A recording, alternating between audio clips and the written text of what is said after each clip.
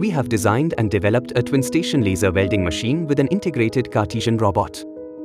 This machine features a laser source, a chiller unit, a weld monitor screen, a child part tray, an intuitive UI screen, an operator panel, biometric access, and a DMC scanner. The main part and child parts are loaded manually into the fixture, and the pallet containing the fixture then moves into the welding zone. A Cartesian arm descends into position, and the welding takes place. Once complete, the pallet moves out for part evacuation. The Cartesian robot is easily programmable to any path with high precision, and the weld monitor screen helps verify these paths for each setting.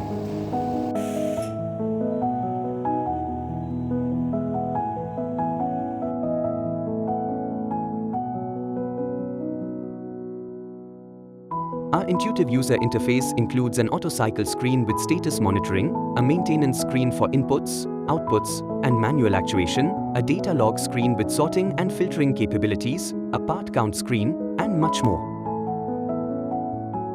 For more automation solutions like this, visit us at www.strategiautomation.com. Subscribe to our channel for more videos.